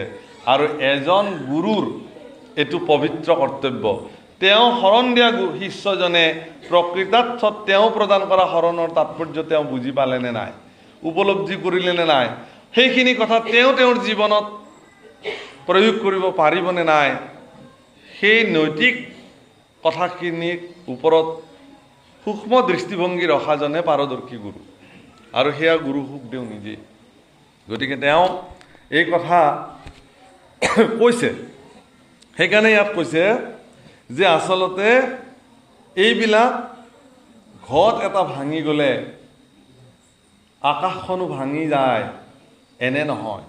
ঘট এটা ভাঙি গ'লে জোৰে আকাশটোতেই বিলীন হৈ যায়। এই শৰীৰটো এটা ঘট, ঈশস্বৰূপে হৰি সবগতে বৈঠহ জয়ীচন গগন ব্যাপী। আকাশখন যেনেকৈ দিগন্ত প্ৰসাৰী সৰ্বব্যাপ্ত, ঈশ নামৰ তত্ত্বটো আত্মাস্বৰূপে আপোনাৰ মোৰ গৰু কুকুৰ শিয়াল সকলো ঘটতে বিদ্যমান হৈ আছে। গতিকে সেই কথাটোকে বুজাইছে। আৰু তৈলমাল সলাবনি সংযোগ যাৱত দীপহেন বুদ্ধিভাৱে প্ৰকাশে লোকত ও দেহ মন কৰ্ম আত্মা যাৱত সংযোগ তাৱে জীৱ নাম থাকে দুখ কৰে ভোগ দেহ কৰ্তা মনে ৰেখে জানিবা সংসাৰ জনম মৰণ একো নাহিকে আত্মাৰ। এইবিলাক দেহৰে চৰিত্ৰ, জন্ম মৃত্যু দুখ সুখ অমুক তমুক, এইবিলাক আত্মাৰ লগত ইয়াৰ কোনো সম্বন্ধ নাই। আপোনাৰ ভিতৰতে আত্মা বিদ্যমান হৈ আছে, কিন্তু তেওঁ নিৰ্বিকাৰ হৈ আছে। আপুনি বেয়া কাম কৰিছে যদি তেওঁ একো নকয়, আপুনি ভাল কাম কৰি আছে যদিও আপোনাক তেওঁ প্ৰশংসা নকৰে, কাৰণ আত্মাই জানে যে যিটো শৰীৰৰ দ্বাৰা বেয়া কৰ্ম সাধন কৰিছে তাৰ ফল এই শৰীৰটোৱে লগে লগে ভোগ কৰিব। যিটো শৰীৰৰ দ্বাৰা তেওঁ সৎ কৰ্ম সাধন কৰিছে তাৰ উচিত ফল এইটো শৰীৰে ইয়াতেই ভোগ কৰিব, মোৰনো কি আহে যায়। সেইকাৰণে গীতাৰ কৰ্মযোগত কৈছে যে তুমি কৰ্ম কৰি যোৱা, এইটোৱেই তোমাৰ কাম, ফল বাঞ্ছা তুমি নকৰিবা, কাৰণ ফল দিয়া কামটো মোৰ। ফল বাঞ্ছা কৰি তুমি কৰ্ম কৰিব নোৱাৰিবা।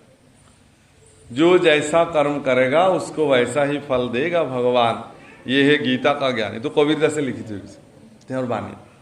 যোনে যেনেকুৱা কৰ্ম কৰিব তেওঁ তেনেকুৱা ফল প্ৰাপ্তি হ'ব। এইটোৱে হ'ল গীতাৰ মহাতত্ত্ব, মহাজ্ঞান। গতিকে আপোনালোক সাৱধান। আপুনি যদি ভাবিছে যে কোনেও দেখা নাই এই কৰ্ম মই সাধন কৰি পেলালোঁ, সেইটো আপুনি ভুল বুজিছে।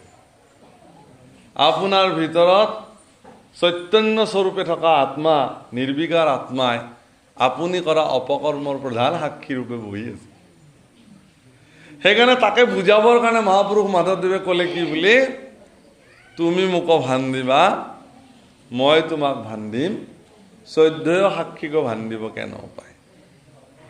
গতিকে আমিবিলাকে বেয়া কৰ্ম কৰি কাৰোবাক মিছা কথা ক'ব পাৰোঁ, নিজেই নিজক এবাৰ কৈ চাবচোন, নোৱাৰে। গতিকে সেই কথাটোকে বুজাবৰ কাৰণে যত্ন কৰিছে। হে ৰাম ৰাম তৈল সংযোগে গুছে দীপৰ প্ৰকাশ, মহাজ্যোতিৰ উপয়োগ নিৰনাশ, যত পৰমাৰ্থ তত্ত্ব কহিলো বিদিত, হেন মনে মানা তুমি স্থিৰ কৰি চিত্ত। হে মহাৰাজ, চাকি এগছ জ্বলিছে, সেই চাকি গছৰ যিটো মলা, যাক আমি মাটিৰ চাকি বুলি কওঁ, সেইটো আমাৰ শৰীৰটো। তাৰ ভিতৰত ঢালি দিয়া যিখিনি তেল, সেইখিনি আমাৰ ইন্ধন, যাক আমি মায়া শক্তি বুলি কওঁ। তাৰ ভিতৰত থকা যিডাল শলিতা, সেইডাল আমাৰ জীৱন ৰেখা। আৰু তাত অগ্নি যিটো সংযোগ কৰি দিয়া হ'ল, সেইটোৱে পৰমাত্মা কালস্বৰূপ। সি জীৱন ৰেখা একমূৰৰ পৰা পুৰি পুৰি পুৰি পুৰি গৈ আছে, আৰু লাহে লাহে লাহে লাহে ইন্ধনো শেষ হৈ আহিছে। আৰু যিদিনাখন ইন্ধন শেষ হ'ব, আয়ুস ৰেখাও শেষ হ'ব, সেইদিনাখন সি নুমাই যাব। কিন্তু তাৰ অৰ্থ এইটো নহয় যে অগ্নিৰ বিনাশ হ'ল, নহয়। সি জোৰে অগ্নি ততেই বিলীন হৈ গ'ল, মাত্ৰ সেই মলাটোৰ পৰা সি সংযোগ বিচ্ছিন্ন হৈ গ'ল। এতিয়া কেৱল পুৰি যোৱা শলিতাৰ ছাইখিনিৰ সৈতে মলাটো মাত্ৰ থাকিব, য'ৰ পৰা পোহৰ ওলোৱা নাই। গতিকে ইয়াৰ ভিতৰতো আত্মদ্বীপো ভৱ, মোৰ আত্মাও তেনেকুৱা এক প্ৰদীপ, আৰু ই মোৰ ভিতৰত থাকি মোক চৈতন্য কৰি ৰাখিছে। যিদিনাখন ইয়াৰ পৰা ওলাই যাব, তেতিয়া কেৱল খলাটো সেই মাটিৰ পাত্ৰটোৰ নিচিনাকে এইটো থাকে, তাৰ বাহিৰে বেলেগ নহয়। তাকে কৈছে যে এই যিমান পৰমাৰ্থ, হে মহাৰাজ পৰীক্ষিত, তোমাক মই বুজালোঁ, তোমাক মই ক'লোঁ, তুমি এইখিনি কথা মনত দৃঢ়তাৰে মানি লোৱা। হে ৰাম যিটো মই সেই ব্ৰহ্ম মানা হেন মনে, যিটো ব্ৰহ্ম সেই মই জানা সৰ্বক্ষণে। হে ৰাম এতেকে গুচিবে শোক মোহ মহাৰথ কহিলো তোমাত ইটো ব্যৱহাৰ পথ। হে পৰীক্ষিত, মই তোমাক ব্যৱহাৰিক পথটো ক'লোঁ, প্ৰেক্টিকেল ৱে। মই আগতে যিটো কথা কৈছিলোঁ যে শৰণ বস্তুটো এটা থিয়ৰিটিকেল কেৱল মাত্ৰ সংজ্ঞাবাচক বস্তু নহয়, ই ব্যৱহাৰিক বস্তু। তাৰ মূলত দৰাচলতে শৰণ এটা এনেকুৱা প্ৰক্ৰিয়া যিদিনাৰ পৰা ব্যক্তি এজনে ঈশ্বৰৰ চৰণত কোনোবা গুৰুৰ আশ্ৰয়ত তেওঁৰ জ্ঞান চক্ষু মুকলি গ'ল, ভগৱানৰ দুখানি অভয় চৰণত দণ্ডৱত পৰি কায় বাক্য মনে সুদৃঢ় বিশ্বাসে একান্তভাৱে সত্যে সত্যে সত্যে শৰণ পকিলে, সেই প্ৰক্ৰিয়াটো সিদিনাখনৰ পৰা 24 ঘণ্টা নিৰন্তৰ প্ৰবাহিত হৈ থাকিব তেওঁৰ তাতে। কিন্তু আমাৰ ক্ষেত্ৰত হয় কি, ৰাতিপুৱা গা পা ধুই ধুতিখন যেতিয়া পিন্ধি চেলেংখন লৈ নামঘৰত সোমালোঁ, সেইখিনি সময়হে মই শৰণীয়া। ওলাই অহাৰ পিছতে মই নহয়। এতিয়া মই যি টি কৰিম, যি টি খাম, যি টি কম, যি টি য'তে ত'তে যাম, যি মন তাকে খুচি কৰিম। আকৌ এইবিলাক কৰি আহি গধূলি গা পা ধুই যেতিয়া আকৌ ধুতিখন পিন্ধি চেলেংখন লৈ যেতিয়া নামঘৰত গুৰুষা কৰিব জানে, সেইখিনি সময়ৰ কাৰণেহে মই শৰণীয়া। এইটো এটা পাৰ্ট টাইম জবৰ নিচিনা, পাৰ্ট টাইম এটা প্ৰক্ৰিয়া, অংশকালীন ক্ৰীড়া। কিন্তু শৰণ জীৱনৰ এটা অংশকালীন প্ৰক্ৰিয়া নহয়, শৰণ জীৱনৰ অবিচ্ছেদ্য অংগ হৈ যাব লাগিব। ই গতানুগতিক প্ৰক্ৰিয়াও হ'ব নোৱাৰে, মনত ৰাখিব। কিন্তু জীৱনৰ এটা যেন খুব ডাঙৰ মানে এৰাব নোৱাৰা এটা বোজা মই পালোঁ আজিৰ পৰা। এই মোৰ আৰু নক'ব, আৰু মই ৰাতিপুৱা জানেই নহয়, উঠি আৰু মোৰ এই গুৰু সেৱা কৰা এটা লেঠা আছে, সেইটো লেঠা বোলে। ভাবকচোন আপুনি কি কথা কৈ পেলাই। আপোনালোক বহক দেই, মই লেঠাটো মাৰি আহোঁ। কি লেঠা? সেইটো এটা লেঠা। তেওঁৰ জীৱনত এটা লেঠা লাগি গ'ল, এইটো এটা। তেওঁ এতিয়া গধূলি গুৰু সেৱা কৰি দিগদাৰ হৈ গৈছে তেওঁৰ জীৱন। ইয়াতকৈ আৰু কিবা দুৰ্ভাগ্য হ'ব নেকি? যদি এনেকুৱা শৰণ লোৱা ব্যক্তি আছে বা গুৰুই যদি তেওঁক এনেকুৱা লেঠা লগাই দিছে, সাৱধান, সেইটো শৰণ হোৱাই নাই। তেওঁ আকৌ ল'ব লাগিব, পুনৰ সংশোধন কৰিব লাগিব। গতিকে তেওঁক কৈছে যে তোমাক এতেকে গুচিবে শোক মোহ মহাৰথ কহিলো তোমাতো এইটো ব্যৱহাৰৰ পথ। মই কোনটো ব্যৱহাৰিক পথ ক'লোঁ? ময়ে আত্মা, তুমি এইটো কথা জানিব লাগিব। ময়ে আত্মা, এইটো কথাত তুমি মানিব লাগিব। অহং স্ব, তুমিয়েই মই, ময়ে তুমি। তুমি আৰু মই অভেদ। গতিকে তোমাৰ কৰ্ম আৰু মোৰ কৰ্ম বুলি কোনো কৰ্মৰ প্ৰভাৱ থাকিব নোৱাৰে। হে প্ৰভু, তুমি মোক যি আজ্ঞা কৰিবা, হৃদয়স্থিতি হৈয়া তুমি যেন কৰিবা স্বামী ঋষিকেশ কৰিব তেনেয়। মোৰ হৃদয়ত আজিৰ পৰা তোমাক নিবাস কৰিবলৈ দিলোঁ প্ৰভু। মোৰ হৃদয় বেদীত তুমি আজিৰ পৰা বহি যোৱা, আৰু তুমি যি কৰোৱাবা, দাস, এই কিংকৰ, এই চাকৰে, এই অধম অকিঞ্চনে, তাকেই কৰিবৰ কাৰণে আজিৰ পৰা বাধ্য। ইয়াকে শৰণ বোলে। এইটো ব্যৱহাৰিক পথ, প্ৰেক্টিকেল ৱে। গতিকে সেইকাৰণে ইয়াত কৈছে, হে ৰাম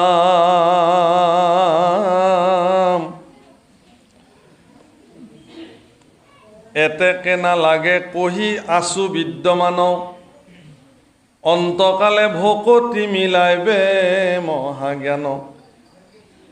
এতেকে নালাগে কহি আছো বিদ্যমান, মই তোমাক বিদ্যমানে কৈ আছো। জীৱনৰ অন্তকালত, তোমাৰ জীৱনৰ অন্তিম মুহূৰ্তত এই ভকতিয়ে, অৰ্থাৎ এই ব্যৱহাৰিক পথটোৰ নাম ভকতি, এই ভকতিয়ে তোমাক সেই মহাজ্ঞান প্ৰদান কৰিব, যি মহাজ্ঞানৰ দ্বাৰা তোমাৰ তক্ষকে দংশন কৰাৰ তৎমুহূৰ্তত, প্ৰাক মুহূৰ্তত তুমি তোমাৰ এই তুচ্ছ শৰীৰৰ পৰা তুমি তোমাক তৎক্ষণাত বিচ্ছিন্ন কৰি তুলিব পাৰিবা। কিন্তু আপুনি ভাবে নেকি এইটো ইমান সহজ প্ৰক্ৰিয়া? ই কি সাধনা? কিন্তু ইও ভকতিৰ সাধন বুলি কৈছে। ভক্তি সাধন কৰা লোকৰ কাৰণে ই সহজলভ্য বুলি ভাগৱতে কৈছে। এতেকে কৈছোঁ নালাগে বিদ্যমান, আৰু বেলেগ নালাগে। এইটো মই ব্যৱহাৰিক পথ তোমাক কৈছোঁ। হে পৰীক্ষিত, তোমাৰ কাৰণে এইটো অসম্ভৱ নহয়, তুমি পাৰিবা। তাৰমানে কি? আপোনালোককো কৈছে এইটো কথা, আপোনালোকৰ কাৰণে অসম্ভৱ নহয়। তেলে ইয়াৰ ব্যৱহাৰিক পথ কেনেকুৱা হ'ব? যিজনে আপোনাক শৰণ প্ৰদান কৰিছে তেওঁ কেনেকুৱা ব্যক্তি হ'ব লাগিব? সেই ব্যৱহাৰিক পথ আপোনাৰ জীৱনত তেওঁ প্ৰদান কৰিব পাৰিছে নে নাই? নে তেওঁ মাত্ৰ আনুষ্ঠানিকতা পালন কৰিছে নেকি? প্ৰশ্ন। আৰু সেইকাৰণে ইয়াত কৈছে যে অন্তকালে মিলাইবে ভকতি মহাজ্ঞান। ভকতিটো আছে যত জ্ঞান বিৰকতি, জানিয়া কৃষ্ণৰ পাৱে ধৰা দৃঢ় মতি। তোমাৰ মতিটোক দৃঢ় কৰি তুমি কৃষ্ণৰ চৰণত তুমি সমৰ্পিত হোৱা। হে ৰাম কৃষ্ণৰ চৰণ চিত্তে চিন্তা হৃদয়ত, কৃষ্ণৰে সেই অংশ মই মানিবা মনত। নেদেখিবা তক্ষকো পাৱ তদংশন্তে, এতেকে তোমাক নিস্তাৰিবে ভগৱন্তে। এতেকে মানে সিদ্ধান্ত। অংক এটা কৰি কৰি আহি উত্তৰ এতেকে ইমান, এতেকে বহুতবাৰ আহিছে, সিদ্ধান্ত দি আছে। এতেকে তুমি তোমাৰ পাৱত আহি তক্ষকে দংশন কৰা তুমি নেদেখিবা, কাৰণ অন্তকালত তোমাৰ সেই শক্তি ভকতিয়ে তোমাক প্ৰদান কৰিব। তুমি তোমাৰ তুচ্ছ বিষয় শৰীৰৰ লগত তুমি নিজকে বিচ্ছিন্ন কৰি ৰাখিব পাৰিবা, একো অসুবিধা নহয়। তুমি যন্ত্ৰণাও নুভোগা, একো নহয়। ৰাম যতে কপুছিলা মানে পৰীক্ষিত তাত, ৰহস্যৰো ৰহস্য কহিলো তো মাত। জগতৰে আত্মা যিটো কৃষ্ণ কৃপাময়, কৰিলো বিদিত তান যত চেষ্টাচয়। জগতৰ আত্মা কৃষ্ণ, এই কথা মই যিমান পাৰোঁ পুৰুষাৰ্থ কৰি তোমাক বিভিন্ন আখ্যান উপাখ্যানৰ মাজেৰে তোমাক মই বৰ্ণাবৰ কাৰণে যত্ন কৰিলোঁ। মই প্ৰয়াস কৰিছোঁ গুৰু হিচাপে। এগৰাকী গুৰুৰ কিন্তু এইটো ডাঙৰ কৰ্তব্য। ভাই মুখে বোলা ৰাম, হৃদয় ধৰা ৰূপ, এটাকে মুকুতি পাইবা কৰিলোঁ স্বৰূপ। মহাপুৰুষৰ বাণী। এজন গুৰুৱে এজন শিষ্যক শৰণ পৰ্ব আৰম্ভ কৰাৰ প্ৰাক মুহূৰ্তত তেওঁৰ হৃদয়ত ভগৱন্তৰ স্বৰূপটো আঁকি দিব পাৰিব লাগিব। তেওঁৰ হৃদয়ত তাৰ খাজটো বহুৱাই দিবৰ কাৰণে সামৰ্থ্য তেওঁৰ থাকিব লাগিব। সেইকাৰণে গুৰুজনাই দুজনা মহাপুৰুষে, শংকৰদেৱে মাধৱপুৰুষে ধ্যান বৰ্ণন লিখি থৈ গৈছে কীৰ্তনত। সেই ধ্যান বৰ্ণন নকৰাকৈ তেওঁ শৰণৰ বাক্য বোলাব নোৱাৰে। আৰু সেই ধ্যান বৰ্ণন এনেকুৱা এটা বস্তু, ভাগৱতৰ পাতে পাতে পাতে পাতে ভাগৱতত বৰ্ণন কৰিছে। আৰু এটা সময়ত সি চিন্তাৰ অবিচ্ছেদ্য অংগ হৈ পৰিব। আৰু অহৰ্নিশে তেওঁৰ হৃদয়ত সেই ভগৱন্ত পুৰুষৰ মনোময় মূৰ্তি, অত্যন্ত বিৰল আৰু সৌন্দৰ্যময় সেই মূৰ্তি নিজে নিজে অংকিত হৈ থাকিব। আৰু সিদিনাখন তেওঁ সফল হ'ব তেওঁৰ জন্ম। যিটো কাম মহামুনি শুকদেৱে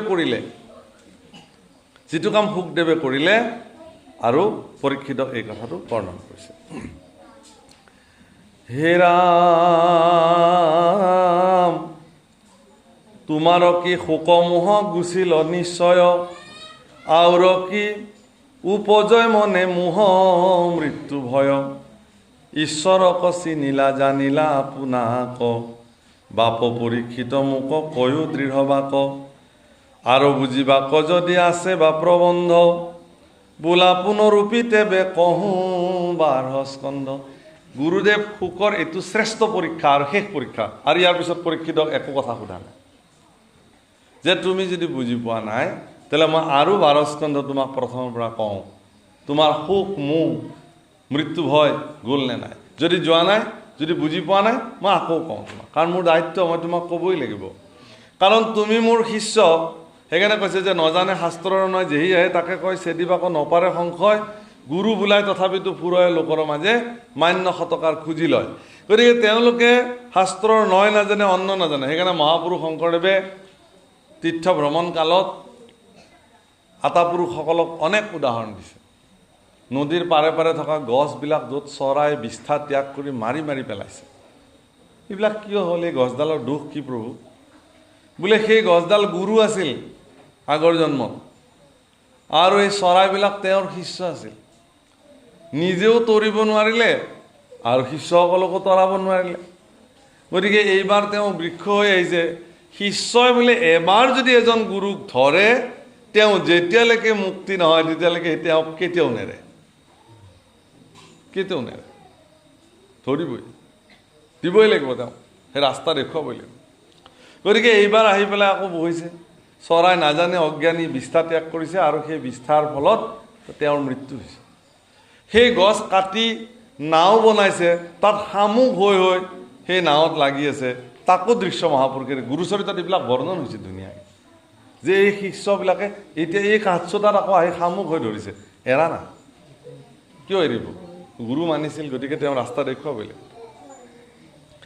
সেইকাৰণে শুকদেৱে কৈছে যে হে মহাৰাজ পৰীক্ষিত হাজাৰ হাজাৰ ঋষিৰ মাজত তোমাকেই মই গুৰু হিচাপে শিষ্য হিচাপে তোমাক মই এই দায়িত্ব গ্ৰহণ কৰিছিলোঁ গতিকে তুমি এতিয়া বুজি পালানে নাই তুমি জীৱনত এইটো প্ৰয়োগ কৰিব পাৰিবানে নাই সেইটো মোক লাগিব আৰু এইটো শেষ প্ৰশ্ন যদি তুমি বুজি পোৱা নাই মই তোমাক আকৌ 12 স্কন্ধ কম আৰ নৃপতিৰ মুখক নিৰেখি কৃপাময় এই বুলি মৌন ভৈলা ব্যাসৰ তনয় মৌন হৈ থাকিল আৰ শুকদেৱে একো কথা কোৱা নাই পৰীক্ষিতৰ মুখৰ ফালে নিৰীক্ষণ কৰিছে তীক্ষ্ণ নিৰীক্ষণ কি কয় তেওঁৰ মন পঢ়িবলৈ যত্ন কৰিছে গুৰুদেৱে এজন শিষ্যৰ মন গুৰুসকলে পঢ়িব পাৰিব লাগে মনস্তাত্ত্বিক দৃষ্টিভংগীৰে শিষ্যগৰাকীৰ ভিতৰৰ কথাটো তেওঁ জানিব পাৰিবৰ কাৰণে সামৰ্থ্য থাকিব লাগিব আৰু সেই তেনেকুৱা মনস্তাত্ত্বিক দৃষ্টিভংগীৰে তেওঁৰ সন্মুখত বহি থকা মহাৰাজ পৰীক্ষিতৰ মন তীক্ষ্ণ দৃষ্টিৰে গুৰু নিক্ষেপ কৰি চাইছে